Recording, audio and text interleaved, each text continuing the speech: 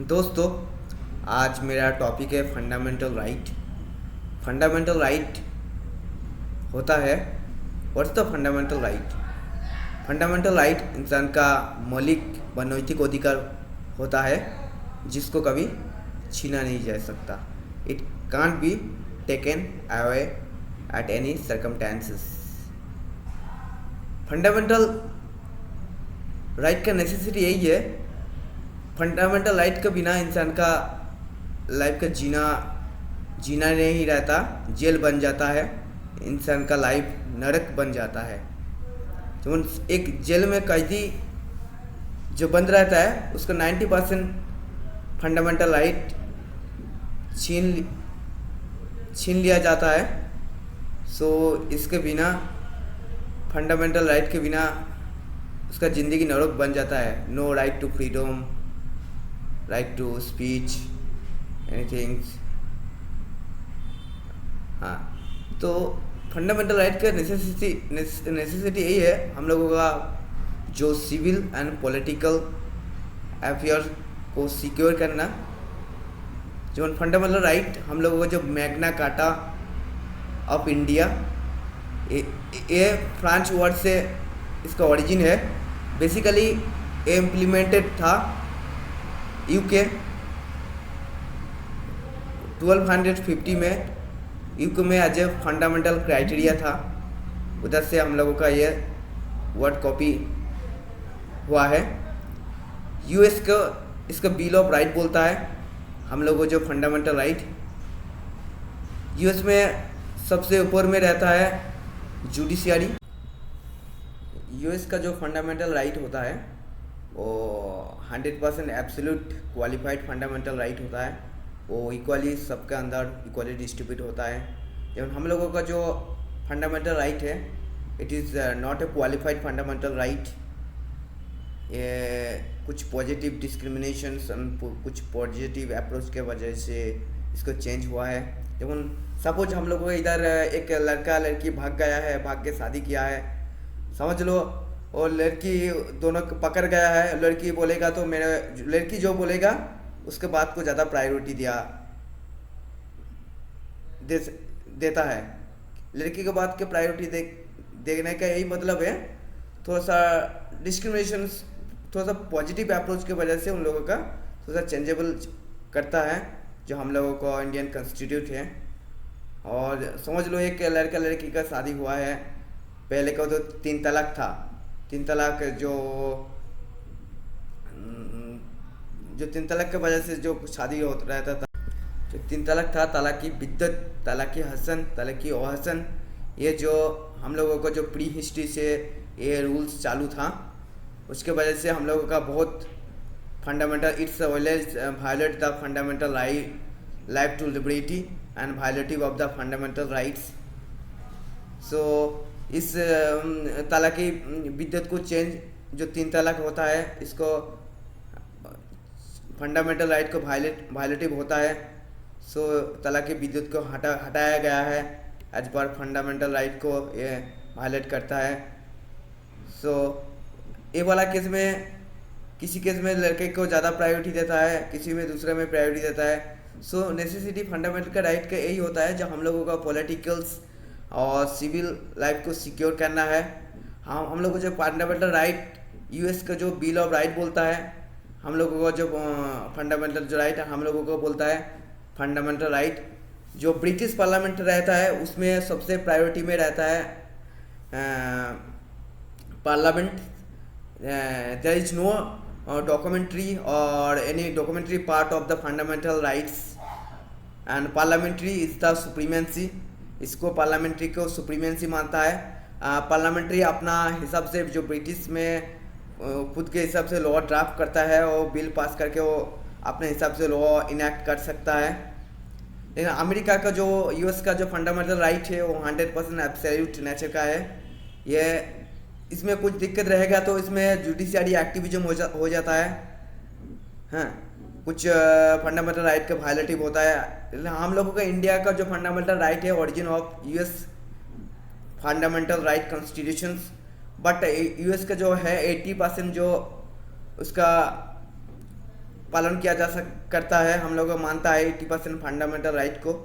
Fundamental right के जो मूल अधिकार होता है, हम लोगों को ऑल राउंड डेवलपमेंट करना है, पूरा ऑल राउंड, जो इकोनॉमिकल, सोशल, पॉलिटिकल नेचर, जो भी इकोनॉमिक्स, पूरा मैन्युफैक्चरिंग इंफ्रास्ट्रक्चर डेवलप करना है। एग्जिस्टेंस इन डिग्निफाइड मैनर, पूरा कोई आदमी खुद का लाइफ सही से जी सकता है, एक अच्छा ज़िंदगी डिग्निफाइड लाइफ जी सकता है, इसके लिए प्रोटेक्ट करना है। इसके लिए ज़रूरी पड़ता है सिक्योर और potential freedom and political freedom. ये पॉलिटिकल पोटेंशियल फ्रीडम को सिक्योर करता है। Check on unlimited power of the states, ये unlimited power of the state के चेक करता है। अवेलेबल अगेंस्ट द स्टेट्स, ये कोई दिक्कत रहेगा, कुछ पब्लिक को कोई स्टेट के अगेंस्ट कोई दिक्कत है, कंप्लेन है, उसका फंडामेंटल राइट को वायलेट करता है, वो आदमी जाके can appeal to any courts, any district courts and high courts on supreme courts etcetera.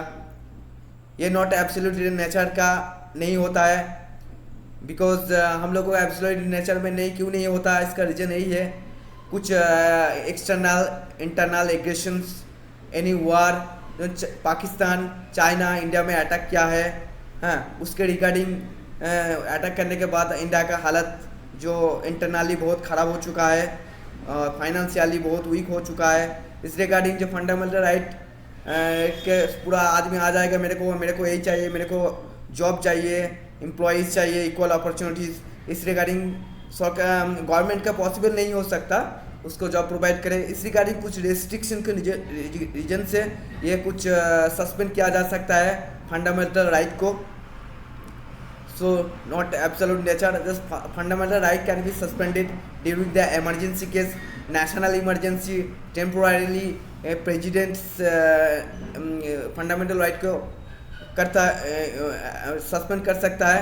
जो fundamental rights temporary abolish by the president, ये प्रेसिडेंट टेम्पोररीली एबोलिश कर सकता है, but permanently fundamental rights abolished by the parliament.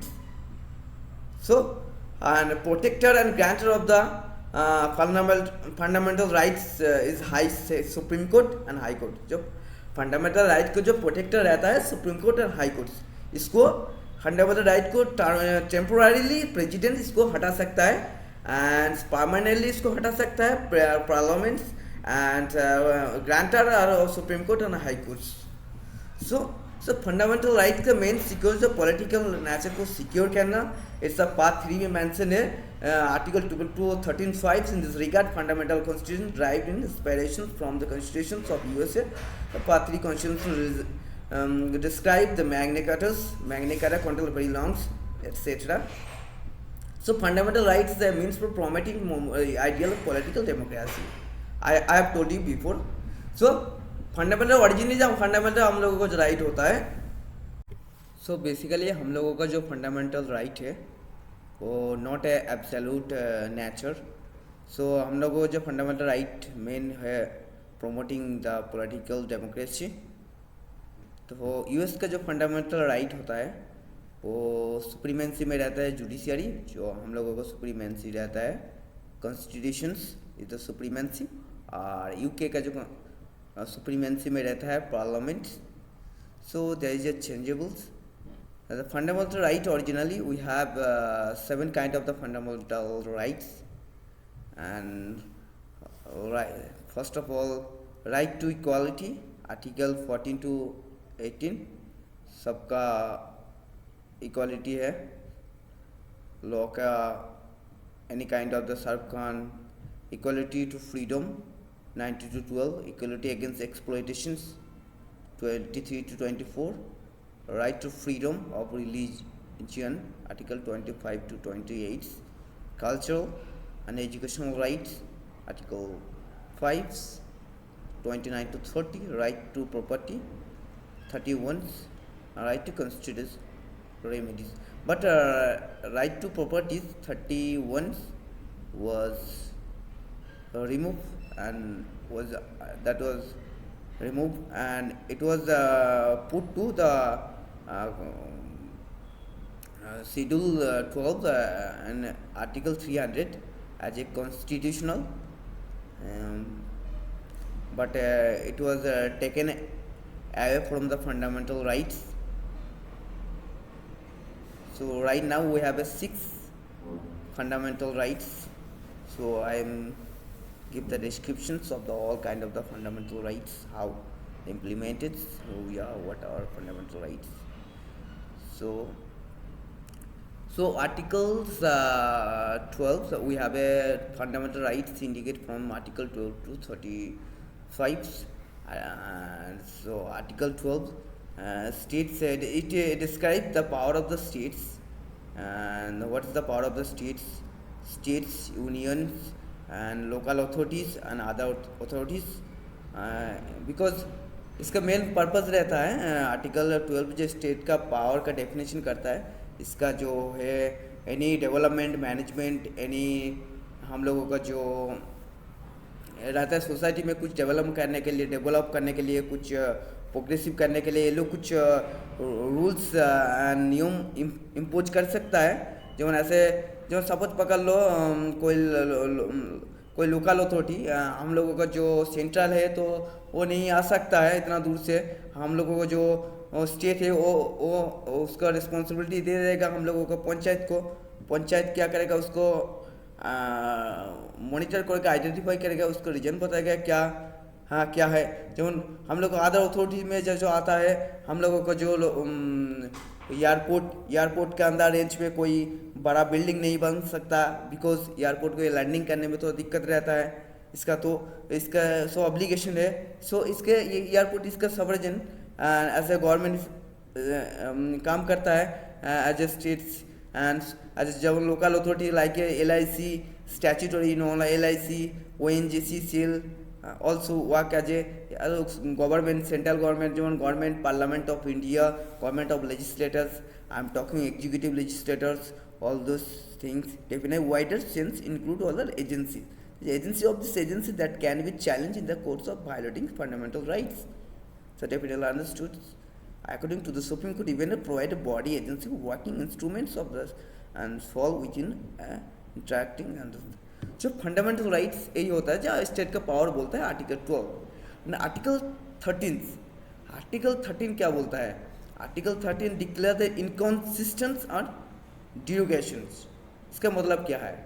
डिरोगेशन मतलब घटाना है, मतलब कोई भी लॉ जो भी प्री हिस्ट्रिकल और पोस्ट हिस्ट्रिकल आफ्टर कॉन्स्टिट्यूशन, हम लोगों को जो कॉन्स्टिट्यूट इन्फोर्समेंट हुआ था 1950 26 जनवरी में, उसके बाद जो पोस्ट हिस्ट्रिकल जो कुछ ऐसा कुछ है जो हम लोगों को राइट है एक्सप्रेस करना। इसका मतलब नहीं है हम लोगों को किसी के बारे में कुछ गलत बोल दे, उल्टा सीधा बोल दे, तो इसका उसका भी फंडामेंटल राइट है उसका सही ज़िंदगी बिताना, सही शान से ज़िंदगी बिताना है, रहना। हम लोग को फंडामेंटल राइट होता है घूमना, right to movement, freedom and right to express.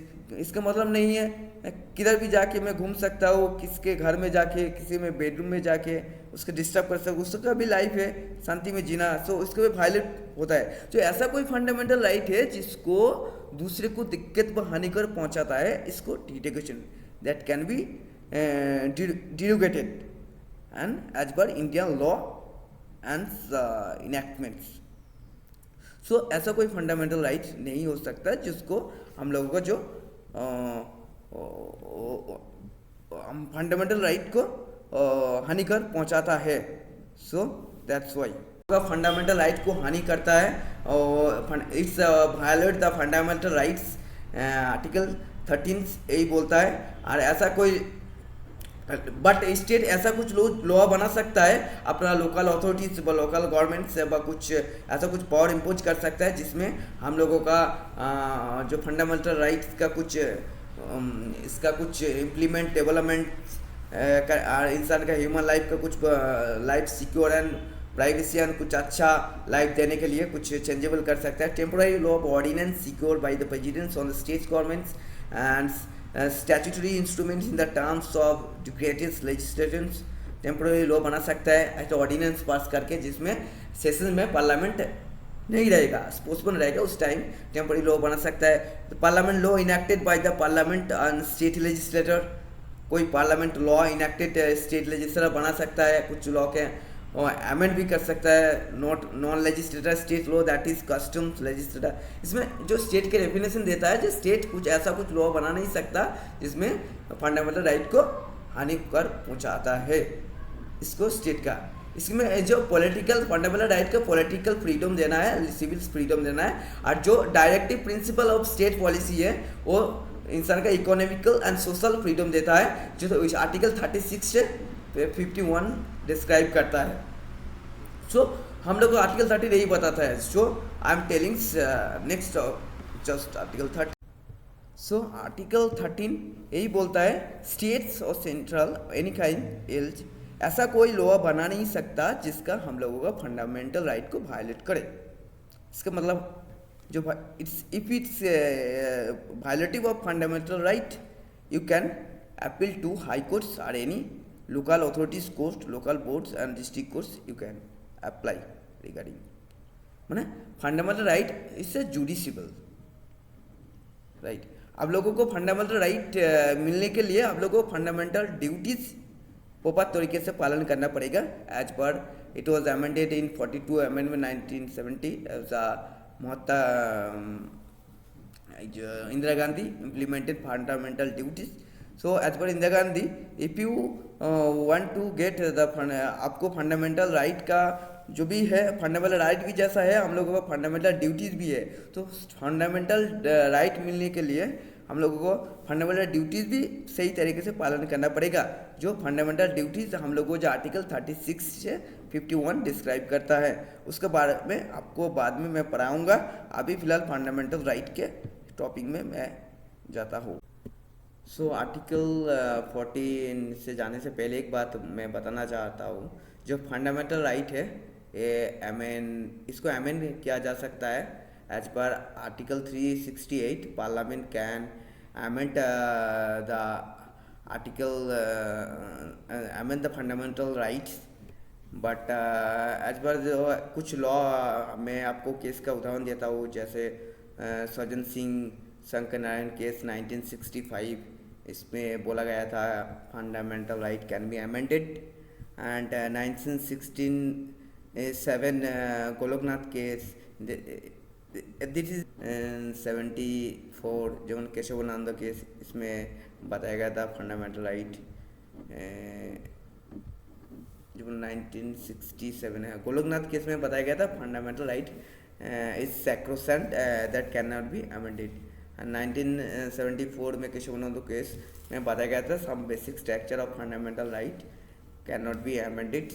And if it इसमें अमेंड करने के लिए इसमें जितना भी 13 जज का जो बेसिक स्ट्रक्चर के लिए अमेंड नहीं किया जाएगा। इस 13 जज का एक सभा आयोजन हुआ था केशवानंद केस में। इसके बाद इसको अमेंड करने के लिए उससे भी ज़्यादा जज का एक मीटिंग होना चाहिए, उसमें अप्रूव होना चाहिए। और फंडामेंटल राइट के अमेंड करने के लिए 2/3 special majority by Lok Sabha Rajya Sabha bill pass होना चाहिए बाय स्पेशल मेजोरिटी 2/3 जितना चाहिए, तो इसके बाद ये अमेंड हो सकता है। आर्टिकल 14 ये बोलता है 14 equality before law, equality before law के आगे सब जब है कानून का जो कोर्ट में हम लोगों को देखने मिलता है, जो उधर जो स्टैचू रहता है उसका आंखों में पट्टी बंधा रहता है और एक में हाथ में तलवार रहता है। इसके मतलब ये है कि कानून किसी को देख नहीं सकता है। कानून के सामने सब समान है, इक्वल है। कानून सबके लिए समान है। जब शाहरुख खान एक्टर्स, कोई भी अमिताभ बच्चन, उसके लिए जो भी कानून है, हम लोगों का एक जनरल कॉमन पीपल्स, उसके लिए भी कानून सेम है। कानून सबके लिए बराबर है। यही बोलता है just absence of any law no person can be abolition seconds temporally freedom payments. तो कानून सबके लिए, बट कुछ positive approach about discrimination and classification जो हम लोगों जो इक्वालिटी बिफोर लॉ है, हम लोग को जो फंडामेंटल राइट है, ये हम लोग यूएस कॉन्स्टिट्यूशन से एडोप्ट किया है 80%, 20% हम लोगों को जो यूके कॉन्स्टिट्यूशन से एडोप्ट किया है। हम लोगों को जो फंडामेंटल इक्वालिटी बिफोर लॉ है, ये कुछ रीजनेबल रेस्ट्रिक्शन में, कुछ पॉजिटिव अप्रोच में इसको क्लासिफिकेशन और डिफरेंशिएट किया जा सकता है। लेकिन लाइक सपोज पकड़ लो, एक कुछ आज तक हम लोगों को जो इंडिया में है, किसी लड़की को फांसी नहीं हुआ। क्यों नहीं हुआ? लड़की अपराध नहीं किया है क्या? लेकिन इसके एक रीज़न है, हम लोगों को जो है इसको लड़की को थोड़ा सा ज़्यादा प्रिविलेज देता है, जिसमें एक हम लोगों को एक इक्वालिटी एंड बैलेंस में लेके आने के लिए जो समाज है, सोसाइटी है, we just want to equalise and balance society. So जो हम लोग जो एक ट्रेन में कोई लड़का जाएगा तो जो 5 साल का 6 साल का बच्चा है, उसका जो फेयर रहता है, भाड़ा जो रहता है, एक 21-22 साल का जो आदमी का जो है उसमें भाड़ा जो है आधा रहता है। इसका रीज़न यही है, जो कुछ पॉजिटिव डिस्क्रिमिनेशन क्लासिफिकेशन डिफरेंस के वजह से इसको एक बैलेंस रखने के लिए, समाज को एक बैलेंस तरीके से चलाने के लिए एक ज़रूरी है। इसीलिए इसको कुछ पॉजिटिव अप्रोच के लिए कुछ चेंजेबल रेस्ट्रिक्शन से हम लोग के जो fundamental rights, after that's I am talking to the और एक चीज़ है, हम लोग जो राज्यपाल है, जो प्रेसिडेंट्स, गवर्नर, इन लोगों के लिए जो भी हम लोग को जो फंडामेंटल राइट्स है, इन लोग कुछ अपराध करेगा तो उसके टाइम इन लोग जो पद में रहने के टाइम में कुछ किसी को मर्डर कर देगा, तो इन लोगों के बेसिस में क्या होगा? जब इन लोगों के लिए जब पद में रहेगा उस तक उसको कुछ नहीं हो सकता, बिकॉज उन लोगों का जो उसी टाइम में उन लोगों का फाइन लग सकता है, उसके पद से टर्मिनेशन और रेजिग्नेशन देने के बाद उन लोगों का जो है आप लोग सजा पनिशमेंट मिल सकता है। जब तक उन लोग प्रेसिडेंट, गवर्नर, इन लोगों का जो रहेगा पद में, उन लोगों को कुछ बिगाड़ नहीं सकता। इसलिए कुछ पॉजिटिव अप्रोच डिटर्मिनेशन के लिए, कुछ चेंजेबल डेवलपमेंट के लिए ये हम लोगों का जरूरी है फिलहाल। Suppose so that's why it is requires. So my topics, next topics I am going through. So article 15 यही बोलता है, जो रिलीजियस, कास्ट, सेक्स, रेस, इसके वजह से कोई डिस्क्रिमिनेशन नहीं हो सकता है। सबका इसके जो सब हर धर्म, जाति, लिंग इधर समान है। हर जाति का मानुष, लिंग 24 समान इक्वल अपॉर्चुनिटी मिलेगा। हाँ, सबके लिए कोई ग्राउंड में जो पहले का रूल्स था, पहले का जो नीचू, ब्राह्मण, क्षत्रिय, शूद्र, जो इन प्री हिस्ट्री हम लोग देखेंगे तो जो प्री हिस्ट्रिकल टाइम में जो छोटा जाति का था, उसके वो मंदिर में जा नहीं सकता, पूजा नहीं कर सकता, एक्सेट्रा एनीथिंग एल्स। उसका कास्ट रिगार्डिंग जो डिस्क्रिमिनेशन था पहले हम लोग जब प्री हिस्ट्रिक टाइम में। अभी वर्तमान टाइम में जो कोरोना था, इसी टाइम में एक वैक्सीन है वायरस के रिगार्डिंग। ये वायरस के वजह से जो हम लोग को जाति में भेद होता है, ये एक पॉजिटिव अप्रोच और डिस्क्रिमिनेशन के वजह से होता है। इसके लिए छूट है। लाइक हम लोग को हर जाति, रेस, कास्ट, लिंग के जो जाति के वजह से हम लोगों को जो बेनिफिट मिलता है, जो ओबीसी के रिजर्व मिलता है, रिजर्वेशन मिलता है, उन लोगों का स्पेशल कोटा रहता है हर कॉलेज में, इंस्टीट्यूशन में, जॉब के रिलेटेड उन लोगों को अलग से फैसिलिटी, अपॉर्चुनिटी मिलता है, उन लोगों का जो कोटा रहता है। इन लोगों के एक पॉजिटिव डिस्क्रिमिनेशन के वजह से उन लोगों को एक पॉजिटिव अप्रोच के लिए, कुछ अच्छाई के लिए उन लोगों को जो एक समाज को, जो सोसाइटी को एक बैलेंस में लेके आने के लिए, just in order to equalize the society balance.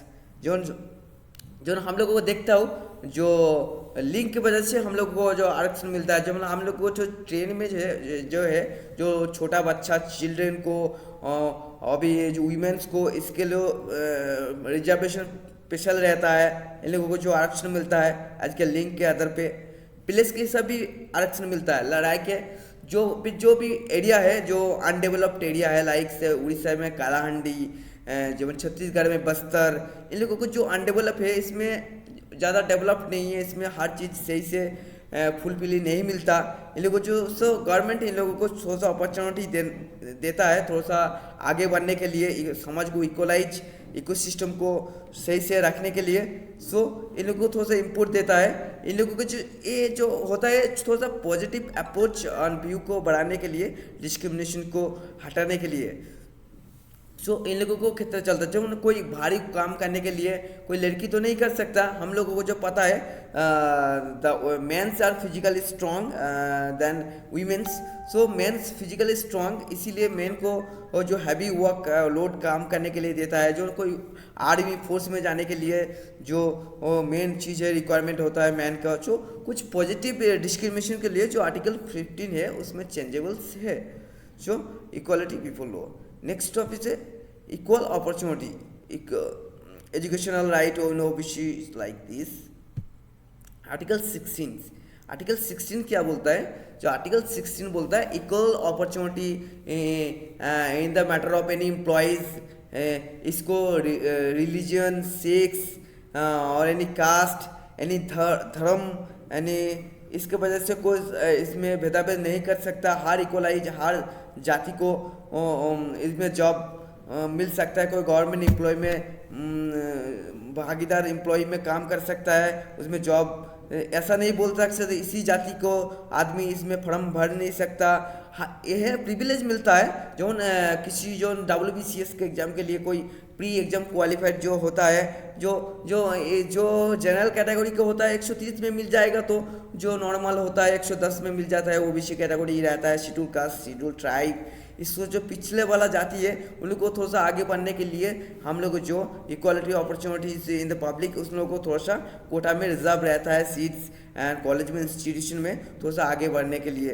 तो इसके लिए हम लोग कुछ आदमी बोलता है जो प्रिजल रिजर्व कैटेगरी है उसको हटाओ, जिनके पास नहीं है जनरल आदमी है उन लोग को बोलता है इसको हटाओ। और जो लोग अभी फिलहाल जनरल आदमी, ओबीसी कैटेगरी, शेड्यूल ट्राइब, पिछले वाला बैकवर्ड क्लास का जाती है, who the peoples who are from belonging to the backward classes, उन लोग हर बार चाहता है हम लोगों का जो रिजर्व कोटा सीट और भी एक्सटेंड किया जाए। जो मोदी जी हम लोगों को 2013 तक हम लोगों को जो कोटा सीट एक्सटेंड किया है, हम लोगों को जो पॉजिटिव अप्रोच है, इसका मेन रीजन है फोकस जो पब्लिक का अवेयरनेस, पब्लिक का जो कंसर्न है उसको वोट में। नहीं तो वो जो तख्ता है पलट हो सकता है, जस्ट डिफीटेड हो सकता है इस रीजन के वजह से। So one of the major issue also that's why. So हम लोग जाने से पहले आर्टिकल 12 से आर्टिकल 16 एक ब्रीफली रिव्यू कर दे। तो आर्टिकल 12 क्या बोलता है? जो आर्टिकल 12 बोलता है जो स्टेट का जो पावर का इंडिकेट करता है, states, government, panchayat, local authorities, other authorities power क्या क्या कर सकता है। आर्टिकल 13 क्या बोलता है? डिरोगेशंस और इनकॉन्सिस्टेंस, मैंने घटा दिया जाएगा कोई भी ऐसा लो, प्री हिस्ट्रिक व पोस्ट हिस्ट्रिक ऐसा लो जो प्रेजेंट का जो हम लोगों जो प्रेजेंट में जो हम लोगों को फंडामेंटल राइट को वायलेशन होता है पर हानिकर होता है, उसको हटा दिया जाएगा, मैंने कम कर दिया जाएगा। और इनकॉन्सिस्टेंस ऐसा मतलब तो सबका शांति में जीने के अधिकार है, हम लोगों को फंडामेंटल राइट है जो भी है। ऐसा कोई फंडामेंटल राइट जो दूसरा का तकलीफ पहुंचाएगा उसको इनकॉन्सिस्टेंट किया जाएगा। और स्टेट से ऐसा कोई लॉ नहीं बना सकता जिसको जो हम लोगों का फंडामेंटल राइट को, ह्यूमन का जो वायलेटिव होता है उसको लॉ को नाल एंड वाइड कर दिया जाएगा। हाँ, आर्टिकल 15 क्या, आर्टिकल 14 क्या बोलता है? इक्वालिटी बिफोर लॉ, लॉ के आगे सब कानून अंधा है, सबके सामने सब समान है। आर्टिकल 15 क्या बोलता है? Equal opportunity in matter of the public. Article 15 provision of discrimination on the ground of religion, race, caste, sex. Religion, caste, sex की वजह से आप डिस्क्रिमिनेशन नहीं कर सकते हो किसी में, आर्टिकल 15 यही बोलता है। आर्टिकल 16 क्या बोलता है? Equality opportunity in the matter of public employment, article 16। और आर्टिकल सो नेक्स्ट टॉपिक है अनटचेबिलिटी। आर्टिकल 17 बोलता है जो हम लोग को जो pre history, if you have a look in the pre historic time, हम लोगों को देखने देता है। जो ब्राह्मण, क्षत्रिय, विभिन्न जाति का हिंदू धर्म का आदमी रहता है, शूद्र जो नीचू जाति का आदमी रहता है वो मंदिर में एंटर नहीं कर सकता है, बिकॉज उन लोग नीचू जाति का है। So untouchability, untouchability regarding any discrimination, any sex, untouchability regarding any sex, religious, caste, ये नहीं हो सकता है। इसको टोटली 1955 1976 में अमेंडेड हो इनलार्जेज क्या है दैट इनलार्जेज। सो वो कुछ पॉजिटिव डिस्क्रिमिनेशन एंड अप्रोच की वजह से ये हो सकता है। लाइक कोई वायरस है, कोई डिजीज़ है virus related, like corona virus, bird flu, swine flu, ऐसा कोई डिजीज़ रहेगा तो उसमें थोड़ा सा हम लोग को उसमें पॉजिटिव अप्रोच के वजह से अनटचेबिलिटी मान सकता है, हम लोग को अलाउ है। नेक्स्ट आर्टिकल 17, आर्टिकल 18 बोलता है एवोल्यूशन ऑफ टाइटल्स। हम लोग पुराना टाइम में देखेंगे तो जो टाइटल रहता है महाराजा, राजा, महाराजा, राजा, तब knighthood, different kind of the उन लोग को टाइटल मिलता था। हाँ, सो वो मेरा टाइटल जो भी है एक आदमी को दूसरा आदमी से श्रेष्ठ दिखाता है, जस्ट कंपेयर करता है बहुत। So article, so that's why जो टाइटल है वो पूरा हटा दिया गया है एज पर आर्टिकल 18। जो बाकी टाइटल रख सकता है जो नेशनल अवार्ड्स टाइटल को जो भी है उसको खुद का नाम पे नहीं रख सकता है। नेशनल अवार्ड का जो टाइटल से हम लोगों को जो पद्म भूषण, भारत रत्न, हाँ, जो पहले वाला जो महाराजा, राज बहादुर, राय, सेहो, देवान बहादुर, which confer colonial states are banned by the Article 18 as these are against the principle of equal status of all. So 1996, the Supreme Court upheld the constitutional validity of the national awards for Ratna, Padma Bhushan, Padma. So in award में आप रख सकती हो, but not in your names. कोई ranking में profession में like doctor, engineers, doctor स्कैल्यूशन, doctor Khurana, doctor, आप प्रोफेशन में कुछ भी इंजीनियर्स, स्कैल्यूशंस लगा सकते हो, कुछ भी लगा सकते हो। लेकिन ranking brigadier Singh, inspector mister Mohandas, inspector Raj Khan, इसमें आप प्रोफेशनल में रिगार्डिंग आप इसमें लगा सकती हो। लेकिन कोई ऐसा कोई उपाधि है, कोई उपाधि जब कोई बाहर देश से कोई उपाधि मिलेगा तो हम लोगों को प्रेसिडेंट के पास से हम लोगों को जो कॉन्सेंट लेना पड़ता है। Article 19 grantor of all the fundamental right, 6 fundamental right I have discuss before. So आज हम लोग का टॉपिक यही तक है। नेक्स्ट टॉपिक आर्टिकल 20 से 35 तक दूसरा सेशन में हम लोग बताएंगे। सो एक ब्रीफली रिव्यू करता हूँ। जो आर्टिकल हम लोग को जो 12 है वो स्टेट के बारे में बताता है, जो स्टेट से पावरफुल है, स्टेट का क्या पावर है, स्टेट क्या कर सकता है, स्टेट सॉवरेन से स्टेट्स का पावर। आर्टिकल 13 बोलता है डिरोगेशन इनकॉन्सिस्टेंस एनी लॉ, घटा दिया जाएगा कोई फंडामेंटल राइट को, जो प्री स्ट्रिक व पोस्ट स्ट्रिक एनी लॉ कोई फंडामेंटल राइट को वायलेट करता है उसको हटा दिया जाएगा। और स्टेट ऐसा कोई लॉ नहीं बना सकता जिसको स्टेट में फंडामेंटल राइट को वायलेट करता है, हानिकर पहुंचाता है। If any kind of the law state enacted if it is violate fundamental rights, the fundamental right are judiciable, so that they can दे कोई इसमें ले कोई बात डिस्कशन कर सकते हैं, इसमें ले अपील भी कर सकता है कोर्ट में खुद का हक के लिए, अधिकार के लिए। So article 14 equality before law, article 15 prohibition on discrimination on certain grounds, section religious के वजह से कोई डिस्क्रिमिनेशन नहीं हो सकता, लेकिन कोई पॉजिटिव अप्रोच के लिए कुछ चेंजेबल हो सकता है। आर्टिकल 16 बोलता है equal opportunity in case of any job employments. Article 16। Article 17 बोलता है एबोलिशन ऑफ अनटचेबिलिटी, कोई अनटचेबिलिटी नहीं रहेगा, कोई छोटा जात बड़ा जात ऐसा कुछ नहीं रहेगा। आर्टिकल 18 से यही बोलता है, आर्टिकल 18 बोलता है just article 18 is abolition of titles, article 19 is the grantor और protector of the six fundamental rights. So this fundamental rights this fundamental right is violated by any person or individual entities.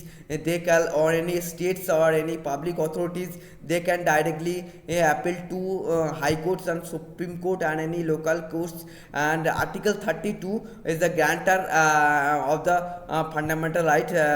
These are the soul of the fundamental rights as per the doctor B R Ambedkar. Article 2 है हम लोग को जो fundamental right 32 है, grantor है, protector है, इसका article 2 के वजह से आप डायरेक्ट सुप्रीम कोर्ट में अपील कर सकती हो. नहीं तो आर्टिकल 226 के वजह से आप हाई कोर्ट में अपील कर सकते हो. Article 226 is wider than 32. Article 232 of the fundamental right सिर्फ सुप्रीम कोर्ट में हो सकता है, लेकिन आर्टिकल 226 में civil related any offence, criminal related any matter that can be resolve wider than. So article 236 जो रीट फोकस करता है, जो रीट से वजह से जो आपका कोई फंडामेंटल राइट वायलेट होता है, जो रीट्स क्वारंटाइन एक्ट, सर्चरी और prohibition surgery quaranto or habeas corpus mandamus, they can issue court to directly any authorities publics. Just today my fundamental topics is over, so that's all.